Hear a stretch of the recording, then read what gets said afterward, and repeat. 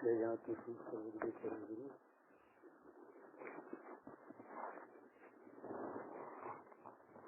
ये आत्मालोकन प्रवचन भाग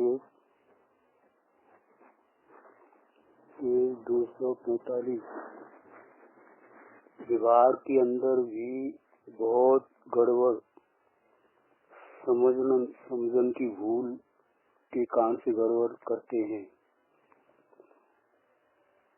उनको तो निश्चय का विषय यथार्थ रूप से गम्यपन होता नहीं है। व्यवहार के अंदर भी तो बहुत गड़बड़ समझन की भूल के कारण से गड़बड़ करते हैं। इनको तो निश्चय का विषय भी यथार्थ रीति से गम्य नहीं होता है। तो कोई तो ऐसा तर्क करते हैं कि ये तो व्यवहार की भूल है, निश्चय तो बराबर है, परंतु ऐसा होता नहीं है।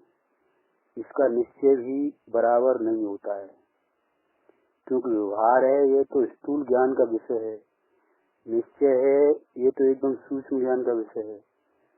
जिसको सूक्ष्म ज्ञान का विषय पकड़ में आता है उसको स्थूल ज्ञान का विषय न पकड़ में आए ऐसा बनता नहीं है। अर्थात इसका व्यवहार में ये रीति भूल होती नहीं है। प्रश्न, मुनि महाराज जो हैं इनको व्यवहार बराबर नहीं तो निश्चय बराबर नहीं। हाँ भाई श्री, हाँ आपको आप ही परीक्षा करवाना पण विषय नहीं कहते।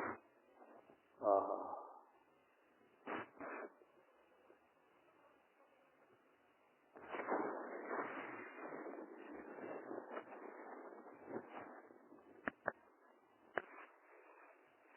क्या कहते हैं, गुणस्थान प्रमाण में हेय गेय उपादेय रूप शक्ति ज्ञाता नहीं होए। जीव गुणस्थान इस प्रमाण में इनके परिमन की शक्ति व्यक्त होती है। जैसे जैसे ज्ञाता की हेय गेय उपादेय रूप शक्ति बढ़ती जाती है तैसे तैसे गुणस्थान की वृद्धि होती है, ऐसा कहा है। गुणस्थान प्रमाण में ज्ञान और गुणस्थान प्रमाण में क्रिया तेमा विशेष इतना है कि एक गुणस्थानवर्ती अनेक जीव होए तो उनका अनेक रूप नु ज्ञान अनेक रूप की क्रिया कहने में आती है। कारण की भिन्न भिन्न सत्ता न प्रमाणे करी ज्ञान क्रिया में एकता मिले नहीं। जाति में एकता मिले, तारतम्यता की एकता मिले नहीं। एक एक जीव द्रव्य अन्योन्य रूप औदिक भाव होए, क्योंकि यहाँ तो औदिक भाव भी हैं, तो ये औदिक भाव अलग अलग हैं, इसीलिए इसकी क्रिया अलग अलग देखने में आती है। क्रिया तो उदय अनुसार देखने में आती है, ते औदिक भाव अनुसार ज्ञान की पण अन्य अन्यता जाननी, उन्हें ज्ञेय पण अन्य है, इसका ज्ञान भी अन्य है। एक और ज्ञान की जाति अलग नहीं है, अथवा तो ये न श्रद्धा ज्ञान चारित्र एक जाति है, पर एक गुणस्थान के अंदर जघन्य मध्यम उत्कृष्ट ऐसे 3 वर्ग पड़ते हैं और तारतम्य अनुसार इनके असंख्य भेद भी पड़ते हैं। परंतु विशेष इतना है कि सर्व आत्मा में अतः सर्व साधकों में कोई प्रकार का ज्ञान ऐसा न हो, ऐसा कोई साधक ने एक पण साधक ने ऐसा ज्ञान न हो कि पर सत्तावलंबनशील ज्ञान वनी मोक्ष मार्ग साक्षात कहे, उपयोग पर सत्ता ने अवलंबित हो और मोक्ष मार्ग कहे, ऐसा ज्ञान किसी को साधक को होता नहीं है। पर सत्ताना अवलंबन में उदयना सब प्रकार आ जाते हैं। पर सत्ता के अवलंबन में उदय के सब प्रकार आ जाते हैं, जितना प्रकार है उदय के सब आते हैं। तो इसमें शास्त्र ने अवलंबन के हुआ ज्ञान, वीतराग जिनेन्द्रिय को प्रतिमा को अवलंबन हुआ ज्ञान, दर्शन करे तब सुदर्शन उपयोग जाता है कि नहीं, अथवा गुरु की स्तुति करे, गुरु की गुण प्रशंसा करे, वंदन नमस्कार करे, भक्ति करे, कोई भी ज्ञाता को ज्ञान ऐसा न हो कि पर सत्तावलंबी बनी यानी साक्षात मोक्ष मार्ग कहे। क्योंकि अवस्था दशा के प्रमाण में परसत्तावलंबक है, परंतु उसको ये मोक्ष मार्ग कहता नहीं है। ते आत्मा परसत्तावलंबी ज्ञान को परमार्थ ज्ञान कहता नहीं है। शास्त्र नु ज्ञान तो साचु ज्ञान छे तो कहे से नहीं, परसत्तावलंबनशील ज्ञान को मोक्ष मार्ग कहने में आता नहीं है। गणधर देव जब 12 की रचना करते हैं, उसमें उपयोग जब इतना 12 की रचना में फरी बले चला जाता है, चाहे के ज्ञान परसत्तावलंबनशील ज्ञान है और कहने से मोक्ष मार्ग कहता नहीं, क्योंकि इसको मोक्ष मार्ग जानते भी नहीं, जानते भी नहीं, जानते नहीं इसलिए कहते नहीं। प्रश्न, मोक्ष मार्ग का साधन तो क्या हो ना पूज भाई श्री साधन व्यवहार से कहवाए ऐसा कहना है। संयोग जो ये संयोग है ना, संयोग देख करके कहवाए, अनुकूल संयोग देख करके ये खड़े कर नहीं। यहाँ तो दूसरा विचार करना है कि इसका जो शास्त्र ज्ञान है ये परसत्तावलंबनशील है। त्यारे हमने स्वरूप ज्ञान परसत्तावलंबन ज्ञान है, फिर भी उसको स्वरूप ज्ञान है कि नहीं, साधक को है, शास्त्र ज्ञान है, तब भी ज्ञान ने मोक्ष मार्ग न कहो तो मोक्ष मार्ग तो दर्शन ज्ञान चारित्र रूप है। दर्शन ज्ञान चारित्र तृण अंश में एक ज्ञान ही लिया, ज्ञान पद लिया, तृण पद नहीं लिया। दर्शन ज्ञान चारित्र में ज्ञान पद में स्वरूप ज्ञान है कि नहीं, यही तो उपयोग सिवाय नो भाव लब्ध भाव है। यहीं पर भी उपयोग सिवाय का जो भाव लब्ध भाव है, ये पढ़े एक ही पर्याय के दो भाव हैं। भाई पूज्य वंशी ने प्रश्न पूछा तो एक पर्याय में दो भाग, ये गुरुदेव ने 2 भाग बोलता था, वंशी ने इससे सूक्ष्म बोलो पर्याय तो एक है परंतु भाव इसमें 2 हैं। ये दो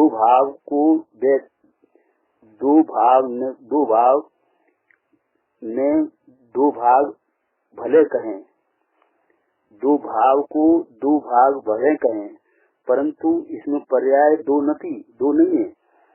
नहीं होती है, ऐसा ध्यान रखना। कहवा पाछल आशय ऐसा है कि कोई एक पर्याय में 2 भाग ऐसे शब्द की पर्याय के टुकड़ा होते हैं, ऐसा नहीं लेना।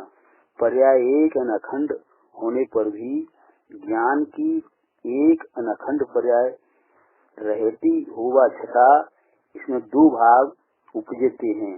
उपयोगनो भाव है ये परसत्तावलंबा को अवलंबता है और लब्ध का भाव है ये निसत्ता को अवलंबता है। ये निसत्ता ने अवलंबे है कि साक्षात मोक्ष मार्ग है, यहाँ इन्हें साक्षात मोक्ष मार्ग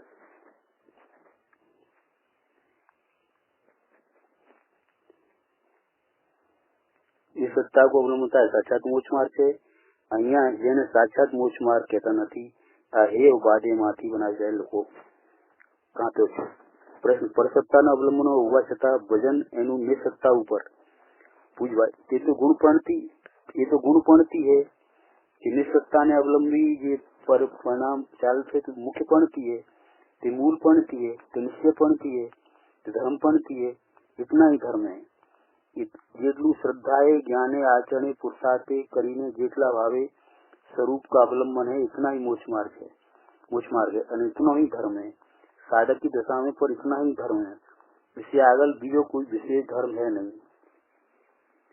प्रश्न, गणधर परसत्तावलंबी ज्ञान गणधर होता है तो ये वक्त लोगों नु कल्याण થઈ જાય तो ये परसत्तावलंबी ज्ञान ની आटली महिमा आटली ताकत है।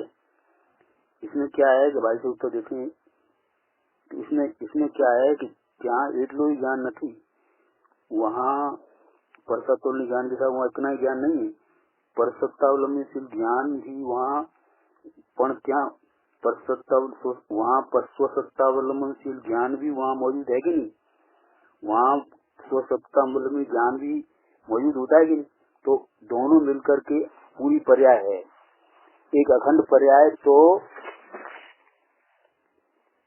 दोनों थी ना, दोनों मिलकर के अखंड पर्याय हुई। પરંતુ સ્વસત્તાવલંબનશીલ જ્ઞાન સમજાતો નથી. એનું કોઈ બહારમાં રૂપ છે, દેખાય છે, એ આપતો નથી. परंतु स्वसत्तावलंबनशील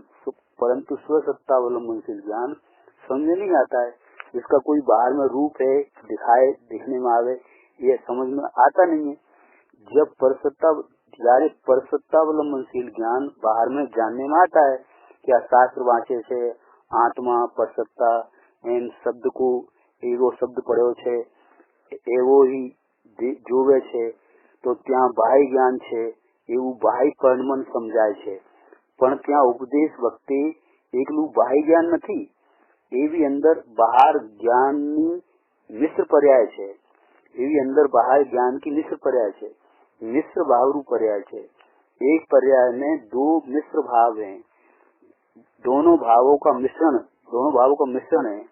और मुख्य भाव के धर्म भाव है. स्वसत्ता नो अवलंबन को भाव मुख्य है, परसत्ता का भाव गुण है. चाहे बुद्धिपूर्वक हो चाहे बुद्धिपूर्वक हो. तो स्वर्गवाणी के पत्र माथी आपने लईए छीए. साधक को साधक ने संभालना ये शिष्य है, साधक को सुनने वाला ये शिष्य है. ये ने तो अंदर नो जो मर्म है ये समझ में आता है. भले उपयोग बाहर दिखाए, गुरु का उपदेश करवाना उपयोग बाहर दिखाए, तो भी साथ साथ इसका जो अंदर का परिणमन की ध्वनि है, जो उपदेश के अंदर इनके गुण से दिखाए, क्योंकि इनका ये साधक का मुख्य परिणमन है.